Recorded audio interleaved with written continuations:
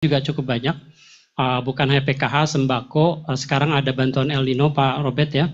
Kemudian juga di tempat-tempat lain itu kadang-kadang ada bantuan sosial juga Pak, terutama di pertanian, di KKP, dan beberapa kementerian lembaga lain. Selain itu ada juga program yang bersifat membantu tetapi memberdayakan, ya. Seperti pemberdayaan ekonomi itu juga menyebar di hampir di seluruh kementerian lembaga. Jadi dalam hal ini memang pemberian bantuan itu masih sangat terfragmentasi. Jadi saya pikir temuan tadi Pak, kami kok melihatnya tidak fair hanya untuk Kementerian Sosial saja Pak. Seharusnya itu juga oleh kementerian-kementerian lembaga lain. Karena sebagian dari kementerian itu pun menyalurkan hal yang sama ya.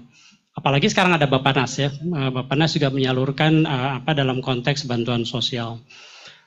Di lain pihak ada banyak kelompok sasaran itu juga masih belum ada suatu bantuan yang komprehensif. Seperti penyandang disabilitas, kemudian lansia, anak-anak terlantar, dan sebagainya. Bahkan kalau kita bicara tentang bantuan, ini mereka itu tidak hanya membutuhkan bantuan cash, tetapi juga rehabilitasi sosial. Dan kami sangat mengharapkan bahwa peran Kementerian Sosial, tadi sangat menarik sekali apa yang disampaikan Pak Robert, tidak hanya sebagai juru bayar Pak. Karena peran Kementerian Sosial itu masih sangat banyak Pak. Selain dari PKH, Bansos, ada juga rehabilitasi sosial, di mana melakukan rehabilitasi terhadap anak-anak terlantar, korban kekerasan, HIV, nafza, dan sebagainya itu masih sangat banyak, dan itu masih belum terfokuskan ya. Itu satu. Jadi memang bantuan itu masih belum terintegrasi, masih sangat terfragmentasi. Kesannya memang masih sangat bantuan Kementerian Sosial sekali. Kemudian dari sisi penyaluran ini juga masih banyak sekali yang memberikan halangan, hambatan, tantangan bagi para KPM. Kita mencoba untuk melakukan transfer ya melalui bank, tetapi memang ada satu hal-hal yang unintended consequences ya. Dalam artian bahwa kita menentukan misalnya ATM-ATM tertentu yang Bank Himbara, yang ternyata di situ tuh nggak ada ATM-nya, di daerah tersebut tuh nggak ada ATM-nya gitu. Jadi banyak hal yang kelihatannya membantu tetapi membuat rigid gitu. Ada mungkin sekarang ini alhamdulillah kita juga bisa mentransfer melalui PT Pos, tetapi saya pikir itu bisa difokuskan kepada daerah-daerah yang memang cukup sulit gitu ya. Nah, sebagian yang sebenarnya sudah sangat terkoneksikan, kita masih bisa menggunakan cash transfer tadi. Kemudian Bansos ini juga masih sangat-sangat cenderung KL sentris, pemerintah pusat gitu istilahnya ya. Karena contohnya PKH sebenarnya, PKH itu betul-betul dimanage sama Kementerian Sosial, bahkan sampai Pak Suhadi ini juga pusing ya dengan PKH Pak gitu. Sebenarnya kan juga harusnya kita bisa ya memanage bagaimana sih sebenarnya PKH ini bisa menjadi tanggung jawab pemerintah daerah juga ya. Dari sisi pembinaan misalnya para pendamping dan para penyaluran dan sebagainya, ini sebenarnya masih bisa kita lakukan. Dan Kementerian Sosial bisa sangat fokus kepada kebijakan ya, yang bisa terus meningkatkan kualitas dari program-program itu sendiri. Kemudian yang terakhir di sini adalah bagaimana sebenarnya bantuan sekarang ini sangat flat ya. PKH berapa gitu ya, mungkin sekitar 1 juta per 3 bulan. Kemudian bansos sembako 200.000. Tidak melihat bahwa ada yang sangat miskin sekali, ekstrim, ada yang relatif sudah ada di border antara miskin dan tidak miskin, di mana tentunya penghasilannya akan sangat berbeda. Dan satu lagi di situ mereka tidak melihat lagi bahwa sebenarnya di dalam satu anggota keluarga di situ ada disabilitas yang keperluannya mungkin berbeda ya. Dan ada satu lagi di mana di suatu tempat mereka itu relatif sangat-sangat rentan terhadap banjir, rentan terhadap goncangan bencana gitu ya. Sementara yang satu lebih stabil kita kasih 200.000, sementara yang satu lagi kebanjiran terus setiap bulan kita kasih 200.000 juga gitu. Jadi dalam hal ini kita melihat bahwa bantuan tersebut relatif tidak adil dalam tanda kutip ya gitu. Jadi kami harapkan sih sebenarnya nanti ke depan bagaimana kita bisa tentunya dengan komplementaritas antar program, atau bahkan kalau nanti memungkinkan Dan ini kami mencoba mendesain seperti itu. Sembako itu seharusnya berbeda antara yang daerah sulit, daerah yang tidak sulit, orang yang betul-betul miskin, orang yang betul-betul rentan terhadap bencana. Jadi itu seharusnya juga bisa ada suatu desain, identifikasi yang lebih tepat lagi, sehingga itu akan bisa ada. Namun memang dengan tadi dari apa yang disampaikan oleh Ombudsman dari rekomendasi tentang data. Nah, data inilah yang menjadi PR dari semua reformasi ini. Karena kalau misalnya data ini juga tidak tadi seperti tadi, bahkan musden muskel saja tidak dilakukan, akan sangat sulit. Ya, akan sangat-sangat sulit untuk mengidentifikasi. Pak Ateng membutuhkan misalnya 200.000. Pak Robert sebenarnya mungkin agak sulit gitu, daerahnya mungkin 300.000. Jadi kalau misalnya itu tidak sesuai dengan suatu kriteria yang objektif, tentunya kepala desa itu yang akan menentukan. Dan ini kami juga sering mendengar di daerah orang misalnya, kenapa Bapak enggak mengusulkan bedah rumah? Sudah skeptis lagi Pak Robert. Ya. Mereka bilang paling-paling juga orang yang dekat dengan kepala desa yang mendapatkannya gitu. Jadi mereka duluan skeptis gitu, mereka nggak mau lagi juga. Dan prosesnya juga kadang-kadang juga suka dipersulit ya, kalau tidak dekat. Next saja. Nah ini sebenarnya bagian dari bagaimana sebenarnya bahwa setiap umur itu sebenarnya membutuhkan hal-hal yang khusus. Akhirnya nanti mungkin bantuan sosial juga harus disesuaikan. Nah sekarang tantangan pelaksanaan program PKH itu sendiri. Jadi tadi sebenarnya sudah banyak disampaikan. Terima kasih sekali dengan evaluasi ini dan kami saya kira sangat melengkapi apa yang sudah kami evaluasi juga. Jadi hambatan transaksi, tadi kita sebenarnya sudah ada sebagian yang menjadi PT POS, ada juga yang harusnya masih menggunakan bank. Tapi ada juga karena data, fasilitas perbankan yang minim. Kita juga tidak ada pendataan tentang ATM yang paling dekat di mana. Mereka dapat PKH misalnya 1 juta setiap 3 bulan, tetapi jalannya aja ke sana bisa habis Gojek itu sekitar 200.000. Pergi, pulang 200.000 lagi. Berarti kan netnya kurang dari 500.000 misalnya, karena mereka juga mungkin harus jajan juga gitu ya. Nah dalam hal ini ya tentunya tidak memperhitungkan bagaimana sebenarnya infrastruktur dengan net benefit yang didapatkan. Kemudian integrasi program. Kalau saja misalnya satu keluarga itu dia tahu bahwa dia dapat PKH, dia dapat sembako, dia dapat misalnya lagi ada PIP ya, program Indonesia Pintar. Kemudian dia harus keluar jauh mendapatkan bansos tersebut, dia sebenarnya bisa langsung sekaligus. Ya, tadi yang 1 juta tambah lagi 200.000 3 bulan 1,6 plus PIP gitu. Jadi lebih dari sisi keekonomisan sih jauh lebih baik lagi. Itu dari sisi keekonomisan. Tetapi kalau misalnya kita bicara tentang manfaat, itu pun akan jauh lebih optimal gitu ya. Dan dari sisi penyaluran program akan lebih efektif kerjasama antar kementerian lembaga, termasuk beberapa program lain yang mempunyai potensi untuk diintegrasikan. Ya. Dan terakhir memang ini adalah skema dan kriteria yang komprehensif dalam graduasi penerima bantuan PKH. Karena datanya itu sendiri masih belum bisa diupdate secara reguler. Updating dalam artian bahwa kondisi sosial ekonominya yang harus terus diupdate. Harus diperbaiki ya.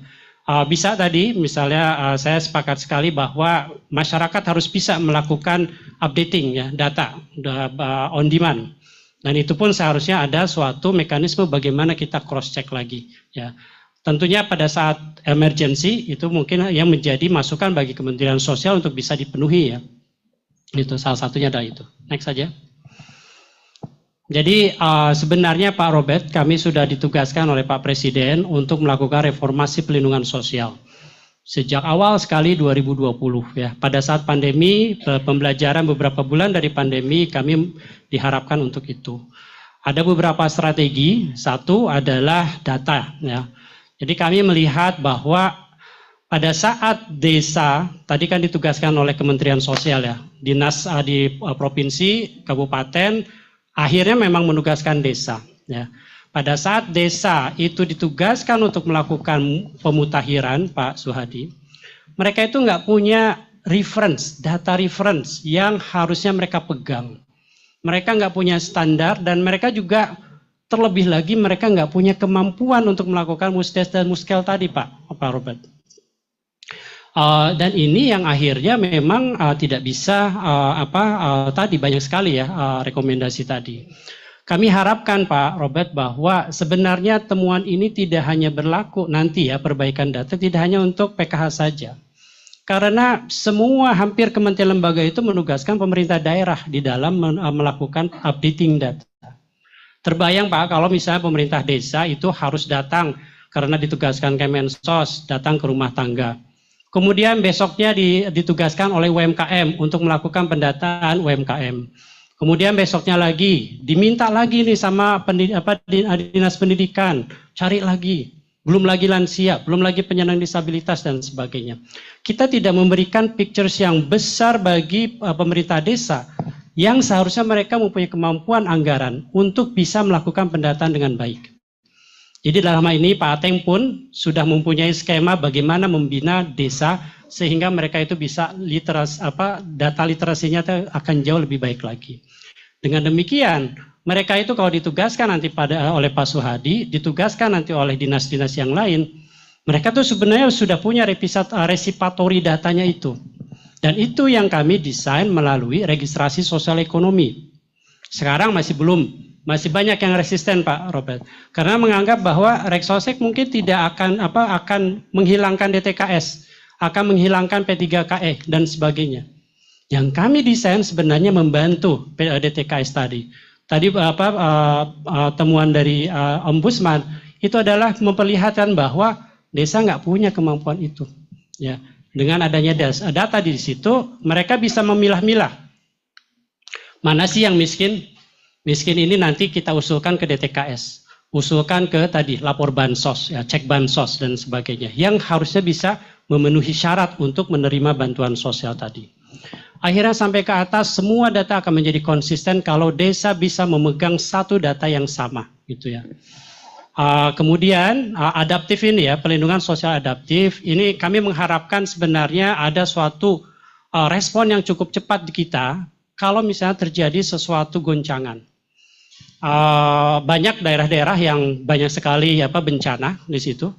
Tapi kita responnya relatif karena memang datanya kita hanya punya yang miskin yang saat itu diberikan bansos, sementara pada saat bencana banyak yang korban bencana gitu. Dan itu bantuannya relatif akan sangat membutuhkan waktu untuk menyalurkan. Gitu.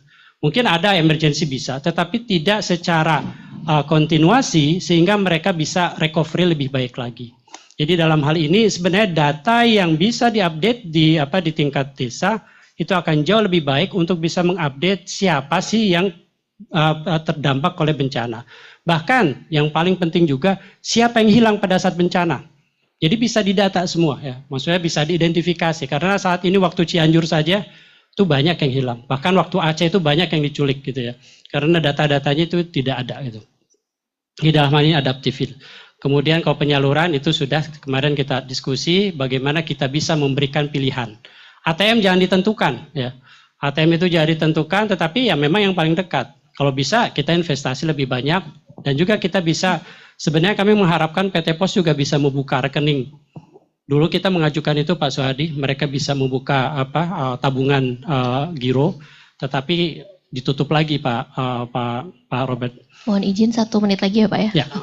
Kemudian reformasi skema pendanaan dan integrasi. Ini saya kira integrasi yang tadi kami harapkan sih sebenarnya nanti konteks dari updating ini tidak hanya masalah Kementerian Sosial tetapi juga yang lain. Next. Jadi satu hal yang mungkin perlu kita kembangkan nanti dan ini sebenarnya sudah diskusi juga dengan teman-teman Kementerian Sosial. Next saja. Adalah bahwa kita harus bisa memastikan bagaimana exit strategi dari KPM itu keluar dari bansos. Next saja. Dengan tadi data yang bisa diupdate ya oleh desa itu seharusnya mereka bisa tahu kemampuan ekonomi itu mereka bisa sudah meningkat seperti apa, kepemilikan aset seperti apa, Kualitas SDM juga harusnya bisa tahu. Jadi dalam hal ini mereka sudah bisa menentukan ya. Nah, ini bisa menentukan bahwa mereka bisa graduasi atau sebenarnya graduasi hanya dari PKH. Mereka masih tetap bisa menerima bantuan lain, misalnya pemberdayaan ya dan sebagainya. Ini yang seharusnya bisa ada suatu kontinuitas ya, sehingga mereka terus meningkat kemampuan ekonominya. Dan ya, saya kira itu ya. Jadi kita harapkan nanti bahwa ini juga bisa. Satu hal terkait dengan Musdesdas Muskel, Pak. Pada saat Pak Ateng melakukan pendataan registrasi sosial ekonomi, kita melakukan Musdes Muskel sangat masif, Pak. Ya. Dan kami masuk ke lapangan. Itu ada 2 tipe desa, Pak. Tipe SLS ya, kelurahan. Jadi mereka itu ada memang yang tingkat pendidikannya relatif rendah. Mereka bingung, Pak. Mereka harus ngapain ya gitu. Siapa sih yang miskin dan sebagainya. Dan itu tekanan dari masyarakat tuh banyak. Tapi ada kelurahan yang memang dia relatif educated ya. Dan ketua RT-nya ataupun RW-nya itu jauh lebih objektif ya. Bahwa mereka sudah punya pekerjaan, harusnya nggak dapat bansos gitu. Nah, dalam hal ini kita tidak bisa membiarkan bahwa di desa, di kelurahan, mereka itu tidak bisa melakukan musyawarah dengan baik. Dalam hal ini kita juga harus membina mereka ya melalui Kemendagri dan juga Kemendes supaya kemampuan mereka juga cukup baik, Pak. Karena selama ini ya nanti ke depan saya pikir ini akan sangat dibutuhkan ya bagi masyarakat kita untuk jauh lebih dewasa di dalam menentukan siapa sih yang harus menerima dan siapa yang tidak harus menerima. Demikian, Pak. Terima kasih. Wassalamualaikum warahmatullahi wabarakatuh. Waalaikumsalam warahmatullahi wabarakatuh. Terima kasih Pak Maliki atas tanggapan yang telah diberikan. Selanjutnya